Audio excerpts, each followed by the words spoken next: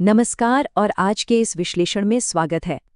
आज की चर्चा सच में बेहद दिलचस्प और ज़रूरी होने वाली है।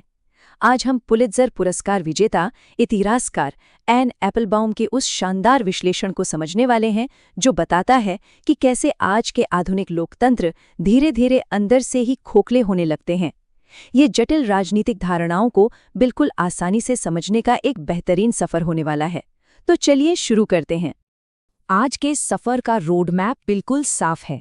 हम 5 मुख्य हिस्सों पर बात करेंगे। पहला, लोकतंत्र दरअसल कैसे खत्म होते हैं। दूसरा, तानाशाहों की 5 रणनीतियां।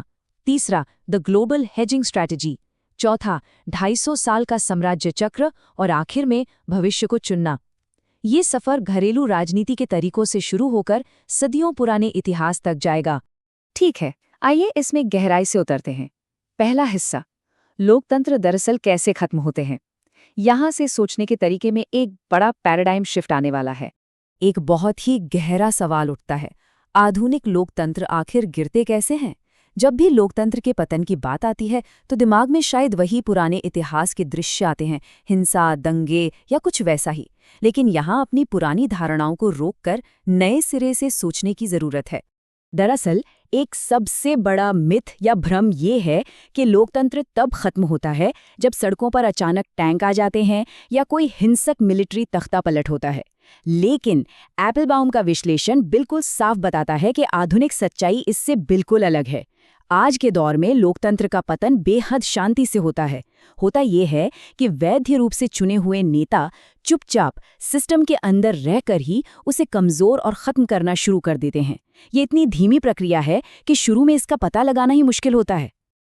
अब इस बदलाव को थोड़ा और डीपली समझने के लिए इन 2 कॉन्सेप्ट्स का अंतर समझना बिल्कुल क्रूशल है। एक तरफ है रूल ऑफ लॉ यानी कानून का शासन, जहां जजेस संविधान के आधार पर बिल्कुल आज़ाद फैसले लेते हैं। वहीं दूसरी तरफ आता है रूल बाय लॉ, जहां कानून वही बन जाता है जो देश का नेता तय करता है।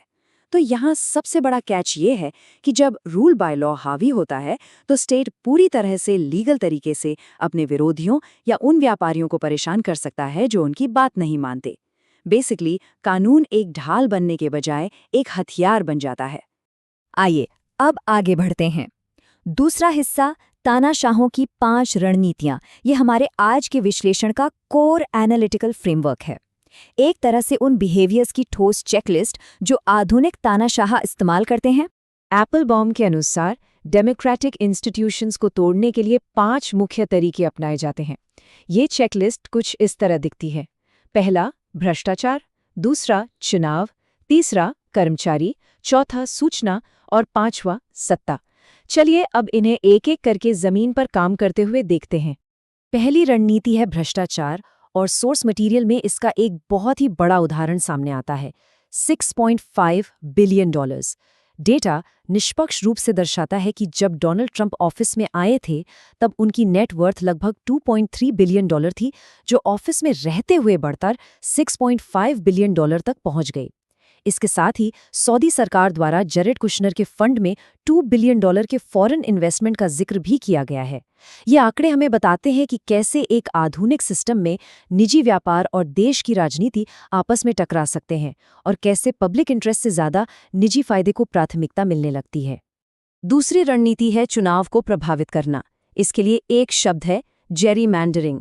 इसका सीधा सा मतलब होता है चुनावी क्षेत्रों के मैप को इस तरह से बदलना कि किसी एक पॉलिटिकल पार्टी को हेविली फायदा हो और वहां कंपटीशन ना के बराबर रह जाए। अब सोचिए, जब नेताओं को पता होता है कि उन्हें किसी असली चुनाव का सामना करना ही नहीं है तो उन्हें पब्लिक के लिए काम करने की जरूरत भी महसूस नहीं होती। नतीजा, गवर्नेंस बेहद खराब हो जाती है। चुनाव को कंट्रोल करने का एक और तरीका है वोटर एक्सेस को सीमित करना, यानी लोगों को वोट डालने से रोकना। जैसे कि स्टैंडर्ड ड्राइविंग लाइसेंस की जगह वोट डालने के लिए पासपोर्ट या बर्थ सर्टिफिकेट जैसी सख्त आईडीज की मांग करना। सोर्स डेटा ये हाईलाइट करता है कि इस तरह के कानून दरअसल देश की सुरक्षा के लिए नहीं होते, बल्कि ये सिस्टमैटिक तरीके से युवाओं, माइनॉरिटीज और कम आय वाले नागरिकों को चुनाव से बाहर करने का एक जरिया होते हैं, क्योंकि इन ग्रुप्स के पास अक्सर ये महंगे या पुराने डॉक्यूमेंट्स मौजूद ही नहीं होते। और ये शानदार तरीके से दर्शाता है कि बाकी की 3 रणनीतियां कैसे काम करती हैं। तीसरा तरीका है न्यूट्रल एक्सपर्ट्स की जगह सिविल सर्विस में अपने वफादारों को बिठाना, जिससे ब्यूरोक्रेसी आज़ादी ना रहे। चौथा, मीडिया की ओनरशिप पर दबाव डालना ताकि सूचना को अपने हिसाब से कंट्रोल किया जा सके। और पांचवां, ऐसी पैरामिलिट्री फोर्सेस बनाना जो लोकल कानून और पुलिस से बिल्कुल ऊपर उठकर काम करें, जिनकी कोई लोकल जवाबदेही ना हो और वो सीधे ऊपर से ऑर्डर लें। इन सब चीज़ों से सिस्टम बहुत ही चुपचाप, बिना किसी शोर शराबे के पॉलिटिसाइज हो जाता है। अब घरेलू राजनीति के इन बारीकियों से थोड़ा पीछे हटते हैं और बड़ी पिक्चर देखते हैं। तीसरा हिस्सा, द ग्लोबल हेजिंग स्ट्रैटेजी। जब एक देश की लोकतांत्रिक स्थिति बदलती है तो उसका असर सिर्फ उसकी सीमाओं तक सीमित नहीं रहता, बल्कि पूरी दुनिया के नक्शे पर एक मैसिव रिपल इफेक्ट डालता है। पुराने और नए अलायंसेस के बीच का ये फर्क काफ़ी दिलचस्प है। पहले हम पुराने अलायंसेस देखते थे, जैसे यूएस और कनाडा का आपस में इंटीग्रेशन या यूएस और ईयू का ट्रेड। लेकिन अब जियोपॉलिटिक्स में हेजिंग का कॉन्सेप्ट तेजी से आ गया है। हेजिंग का सिंपल सा मतलब है फ्यूचर के रिस्क को कम करने के लिए नए विकल्प या बैकअप तलाशना। जब अलाई देश किसी बड़े नेता की अनप्रिडिक्टेबिलिटी से घबराते हैं, जैसे अमेरिका द्वारा ग्रीनलैंड पर कब्जा करने की धमकी ने डेनमार्क और यूरोप को चौंका दिया था, तो देश समझ जाते हैं कि उन्हें ऑल्टरनेटिव्स चाहिए। और बिल्कुल इसी वजह से ईयू इंडिया ट्रेड या कनाडा ईयू सिक्योरिटी पैक्ट्स जैसे नए अलायंसेस बनने लगते हैं, ताकि बाकी देश अपनी संप्रभुता बचा सकें। चलिए इस नज़रिए को और भी ज़्यादा बड़ा करते हैं।